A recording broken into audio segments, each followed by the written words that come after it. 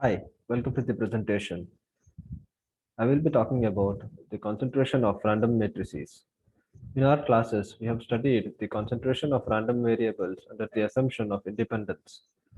So in this talk, I will be talking about the concentration of matrices in the case when there is Markov dependence between them. So essentially, we are relaxing the assumption of independence to the notion of Markov dependence. A good way to model Markov dependence is by using a simple random walks on graphs. So when we want to sample when we want to sample random variables which are Markov dependent, we assume that there is an underlying graph G on which there is a simple random walk.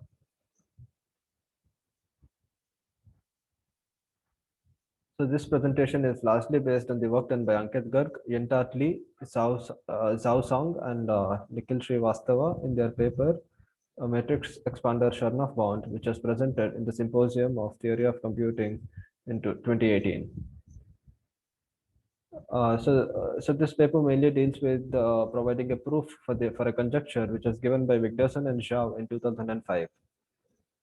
Wigderson and Zhao had originally given a proof in their paper, but it turned out that this proof was wrong. So this paper is an attempt to correct this, and as a consequence, have a nice result related to the concentration of matrices on expander graphs.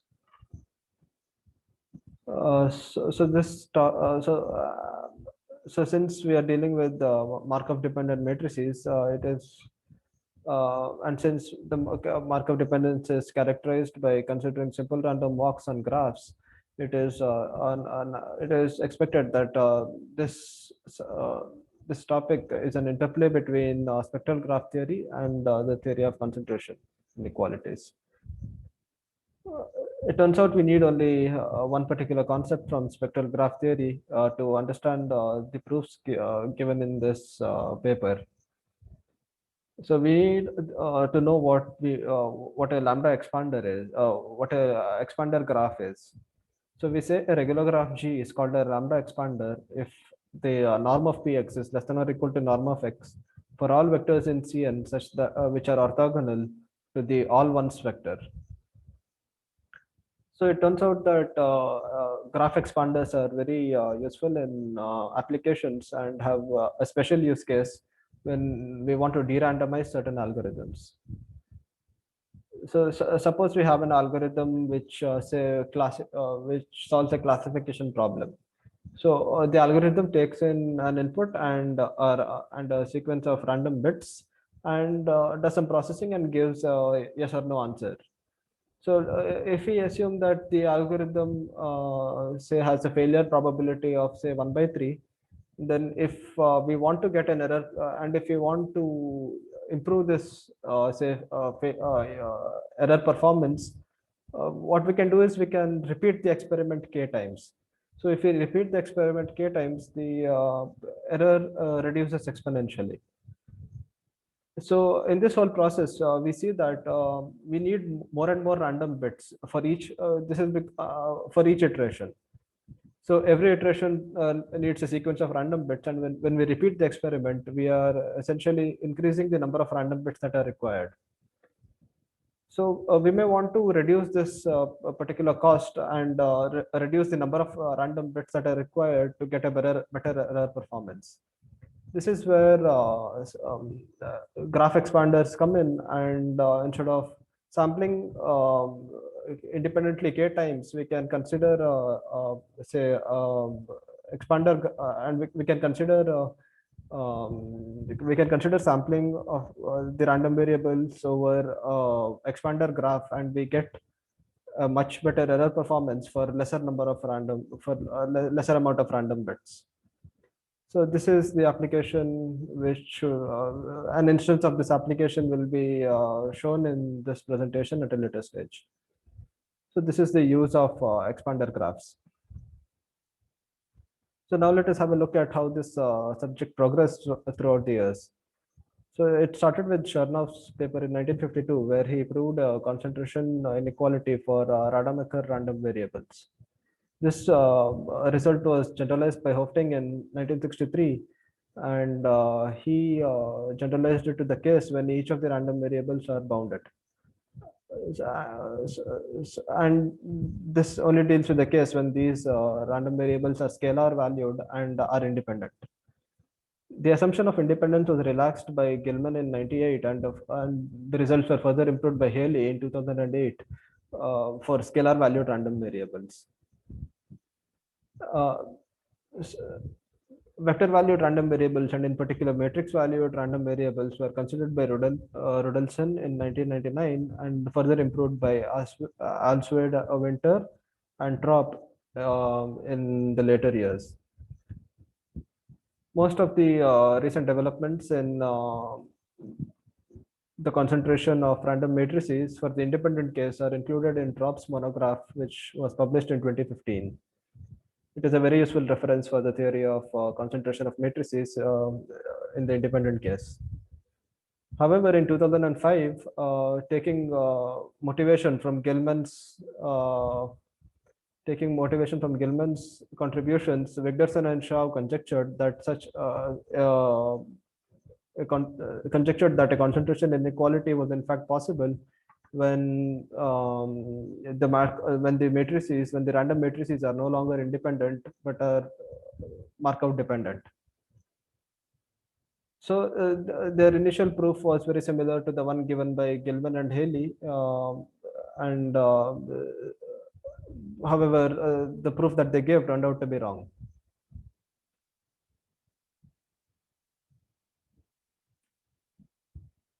So this paper is an attempt to correct this particular proof, and the authors seem to be successful in doing so. So the Chernoff-Houghton bound was, as we all know, gives a tail bound on the probability. It gives a tail bound on the bound on the tail probabilities, and it says that this particular tail bound of the probabilities reduces exponentially. So Gilman generalized this to the case of Markov dependence. So that is, he considered the case when each of these random variables appearing here were sampled from a simple random walk on a graph. So the result in particular states that if we have a regular graph G with a vertex set V and a bounded function on the set of vertices, and suppose we consider a simple random walk on the graph of length K, so even though the random variables x of vi's are not independent, we have a similar concentration bound that which is similar to the one we observed in the case of independent random variables. So note that a term 1 minus lambda appears in the bound here, where 1 minus lambda is the spectral gap of the transition matrix in the simple random walk. And it turns out this particular quantity is very useful is very important in the study of spectral graphs.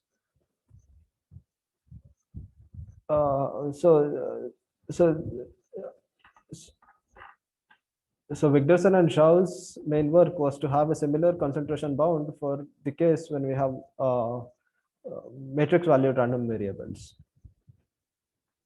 So before we move ahead, let us have a look at an application of the scalar expander that Gilman and Haley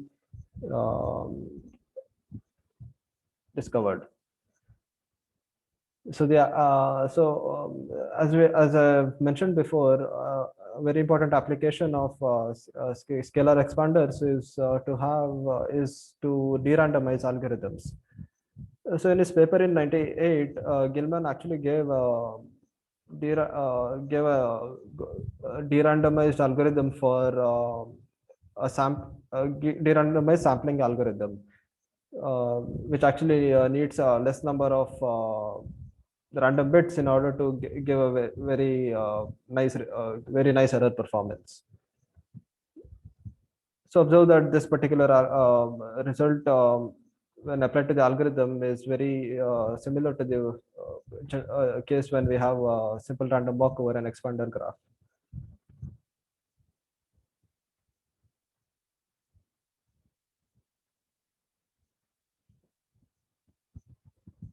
So the study of matrix concentration started with the work of Rudolfsen in 99 and was further improved by Alswede and Winter and Trop in 2012. So this line of work was mainly for the case when x1, x2, xk are independent 0 d cross d complex Hermitian matrices with bounded spectral norms. So again, we can see that the concentration bound obtained in this case is very similar to the one obtained previously for the scalar valued cases. So the only difference is we have a factor of d appearing in the bound here, and this kind of makes sense if we assume that xi's are diagonal matrices, and taking a union bound over all of them, one should expect that we get a factor of d in the bounding term.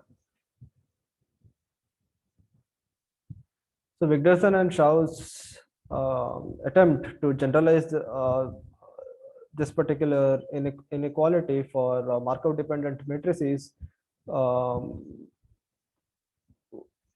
took the following form in their paper. What they said was, if you have a graph G which is regular and undirected, and the transition matrix has the second largest value to be lambda, and suppose f is a bounded function on the graph such that for every vertex v, f of a is a Hermitian matrix, and whose spectral norm is bounded by 1, and the sum over all the vertices of the function evaluated on those vertices is equal to 0, then for any stationary random walk v1, v2, vk, and with epsilon belonging to the open interval 0, 1, we have the following bound. Again, this bound is very similar to the previous bounds observed before, and just like the bound which Gilman had proved, we have a factor of 1 minus lambda appearing in the upper bound for the probability. Observe that we only consider Hermitian matrices in both these cases, and this is because Hermitian matrices have the nice property that all its eigenvalues are real numbers. So it makes sense to compare them with like this particular expression makes sense in all cases.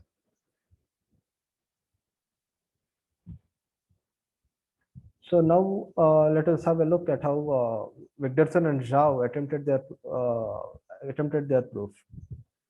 So the way they attempted their proof is very similar to the scalar valued case, where we consider the probability of the spectral norm being greater than epsilon, and move ahead to have and introduce a new positive parameter, and try to bound the norm of the exponential.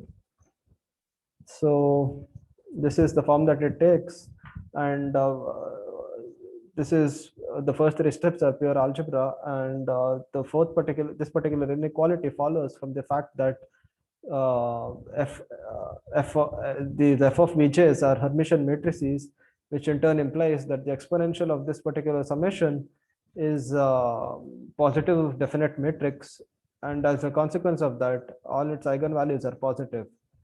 So what happens is this trace is greater than this spectral norm of the exponential matrix. So as a consequence, we have this inequality. And the way we proceed further is similar to the scalar valued case. And once we have this, we use the Markov inequality on this particular random variable, which can be seen over here. So this particular term is bounded above by the expectation of this term divided by this particular constant.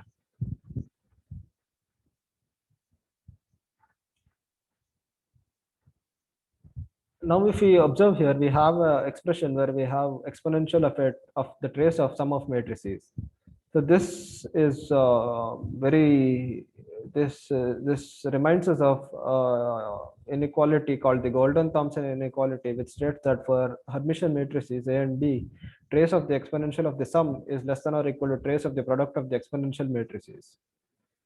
So this is where Wigderson and Zhao tried to generalize the Golden Thomson for sums of many matrices. But it turns out this generalization is false, and this particular expression is not valid. So their idea was to use this particular expression and substitute in this particular Markov bound, and then proceed to find upper bound on the tail probability.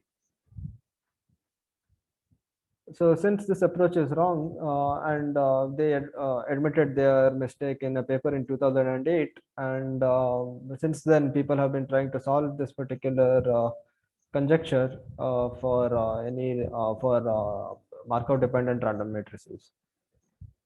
In 2017, a paper was published in the field of quantum information, which generalized the Golden Thomson inequality for K Hermitian matrices. So with this, we state this without proof, and using this lemma, we can proceed to understand how the authors of this particular paper tackled this problem. So from our previous computation, for the way Wigderson and Zhao had proceeded, we have this particular tail bound on this particular bound on the tails. So now we use our newfound result on the Golden Thomson inequality for sums of many random matrices in order to find a tail bound on this particular term, which appears here in the which appears after the application of Markov inequality. So after some algebra, we get the following.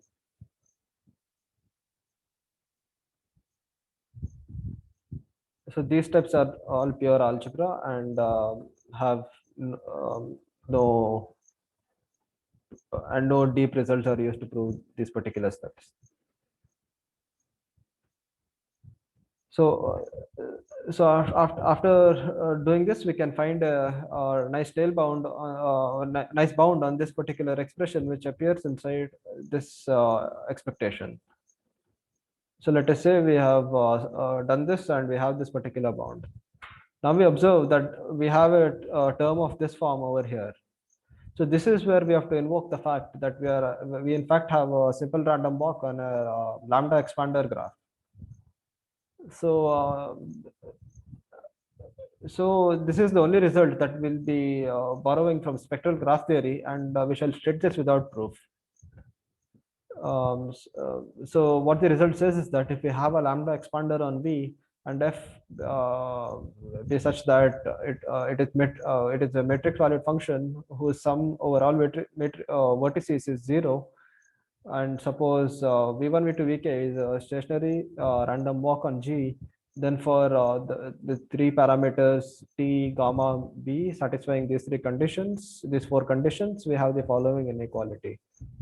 This was proved by the authors in their paper, and this particular lemma can be used to bound this particular term appearing here.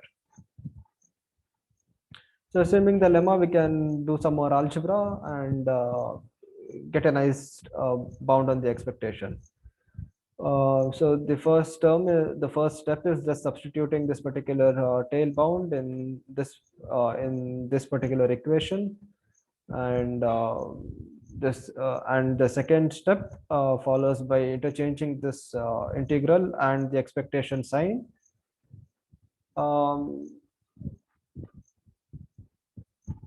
And the third step follows from this particular lemma. So the third step follows from by applying the lemma obtained from spectral graph theory. So I'm sorry, the first step in this process was from this particular statement, not from the lemma. So the first step was from this particular statement. The second step was by interchanging the expectation and the trace, and the third step is obtained from this lemma, and observe that the absolute value of e power I phi is 1, And then using the fact that mu is a probability distribution over on minus pi by 2 to pi by 2. So this turns out to be 1, and we get a nice bond.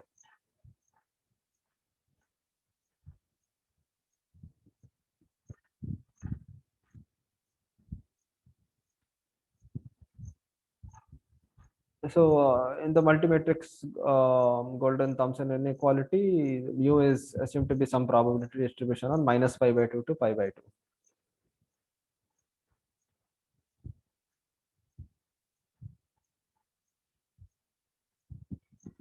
So once we have this bound, we proceed just the way we do for scalar valued random variables by choosing an appropriate value for this t.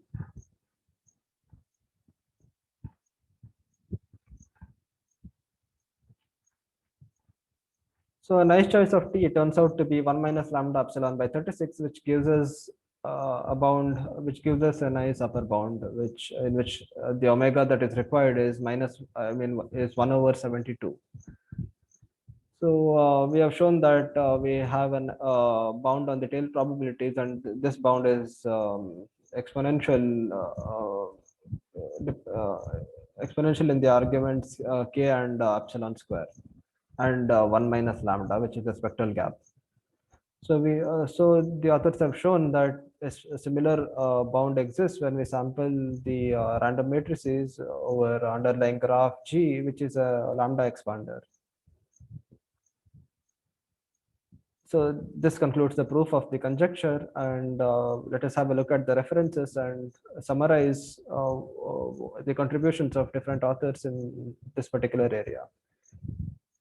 As I mentioned before, the field started with Hermann Chernoff's contribution, where he proved a concentration bound on the Rademacher case, and this was further generalized by Hofding in 1963 when he proved uh, when he generalized it to bounded random variables, and this was further generalized by David Gilman in 98, who relaxed the assumption of independence to the notion of Markov dependence, and this was further improved by Alexander Haley in 2008, and the bound that we have used is in fact given by Haley.